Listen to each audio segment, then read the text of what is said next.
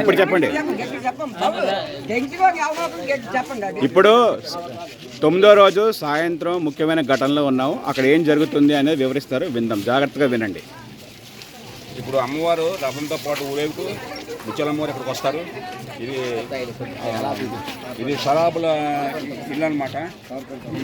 ఈ షరాబులు ఇక్కడ ఏం చేస్తారంటే అమ్మవారిని తయారు చేస్తారు. అమ్మవారు మూర్తుల్ని చెక్కతో తయారు చేస్తారు. ఆ చెక్క కొత్త వేపకడతో ఇవాళ కొడతారు. ఆ వేపకడతో తయారు చేస్తారు. అమ్మవారు ఇక్కడికి వచ్చిన తర్వాత ఈ విశ్వ విగ్రహాలన్నీ కూడా ఒక కర్రకి ఉయ్యాల్లా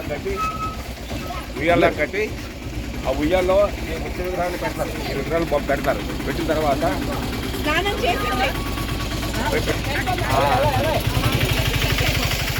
తర్వాత ఈ కర్రకి ఇలా ఉయ్యాల వేల కట్టిన తర్వాత ముందు కొమ్ము రానివారు. అంటే ఎదరపక్క ముందు కొమ్ము అంటారు దాన్ని. ముందు కొమ్ము రానివారు అంటే మన నాణ్యమేష్ గారి తాలూకా వాళ్ళ తాలూకా ఫ్యామిలీ పట్టుకోవాలా.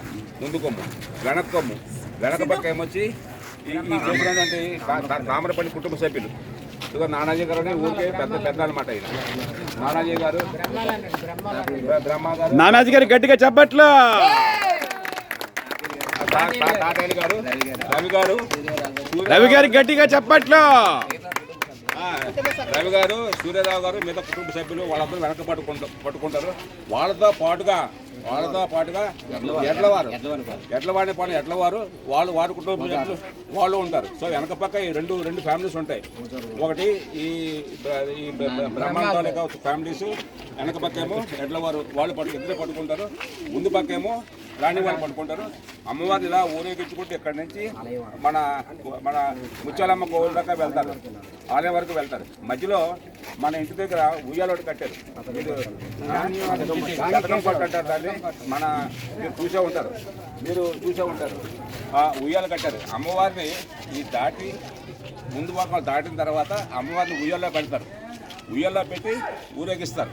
ఉయ్యాలు ఊపుతారన్నమాట. ఉయ్యాలు ఊపిన తర్వాత మళ్ళీ వెనక వాళ్ళు జంప్ చేస్తారు. ఉయ్యాల నుంచి అవతలకి వాళ్ళు వెళ్తారు.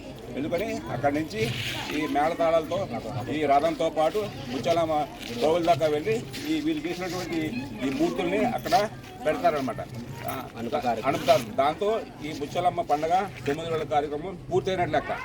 9 రోజుల కార్యక్రమం. ముత్యాలమ్మ తల్లికి జై! ముత్యాలమ్మ తల్లికి! ముత్యాలమ్మ తల్లికి! అయితే అది అంత ఏదో మన అనుకున్నంత ఆషామాషిగా ఓడిపోదు. అమ్మవారు పరీక్షిస్తూ ఉంటారు. మధ్యలో ఆగుతారు. మధ్యలో వీళ్ళందరూ కూడా చాలా నిష్టతో ఉపవాసాలు ఉండి వీళ్ళు ఎడ్లవాళ్ళు అయితేనేమి, రాణివాళ్ళు అయితేనేమి, ముత్యాలమ్మ తల్లి అయితేనేమి అందరూ కూడా దీక్షలో ఉపవాసాలు చేస్తారు.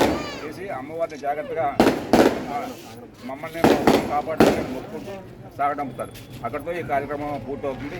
మనందరూ కూడా చాలా అదృష్టవంతులని ఈ తరంలో మనం చూస్తున్నాము. మళ్ళీ ఎప్పటికి చేస్తారో ఈ పండుగ త్వరగా ప్రతి 4 ఏళ్ళకి ఒకసారి చేయాలని విష్ చేస్తున్నాం. ఎవ్రీ 4 ఇయర్స్కి బ్రహ్మ విజయం కాదు. అందరూ కలుసుకుంటే ఒక 5 లక్షలు 4 లక్షలు అనేది ఇది చిన్న మ్యాటర్.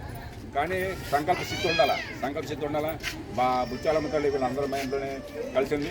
రథం కూడా ముఖ్యమైన విషయం ఏంటంటే ఎప్పుడో 30 సంవత్సరాల క్రితం ఉన్న రథాన్ని ఇవాళ మనం చూసాము. సర్వాంగ సుందరంగా ఎంత చక్కగా వీళ్ళందరూ కృషి. నానాజీ, బ్రహ్మాజీ, తాతయ్యలు వీళ్ళందరూ గట్టిగా చెప్పట్లు నానాజీ అని బృందానికి. చాలా మంది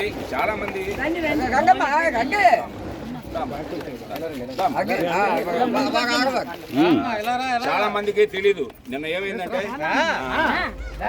రథం యూసు వీళ్ళు బాగా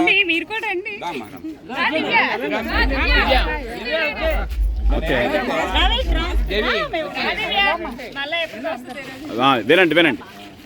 నిన్న కుడేళ్ళ నాడు కూడా రథం ఊరేగింది. మనందరం చూసాం. చాలా బాగా జరిగింది. అందులో రథం ఇడుసు వంగింది. అయినా కూడా ఎక్కడ వీళ్ళందరూ కూడా ప్రతి చక్రం దగ్గర ఈ ఆచార్య ఈ శరాబులు అందరూ కూడా ప్రతి చక్రంలో సపోర్ట్ చేసుకుంటూ ఎటువంటి ఇబ్బంది కలగకుండా, ఎటువంటి అపశృతి జరగకుండా రథాన్ని ఇక్కడ తీసుకొచ్చారు. మళ్ళీ ఇవాళ పొద్దున్న వెంటనే వీళ్ళ తాలూకా కార్యదీక్ష ఎలాగ ఉంటుందంటే ఇవాళ పొద్దున్న 9 గంటలకల్లా ఆ ఇసుని తీసేసి మళ్ళీ కొత్త ఇసులు వేశారు. మళ్ళీ రథాన్ని యాజ్టీజ్గా తయారు చేసి వాళ్ళ మన ఊరేగింపు అందించారు.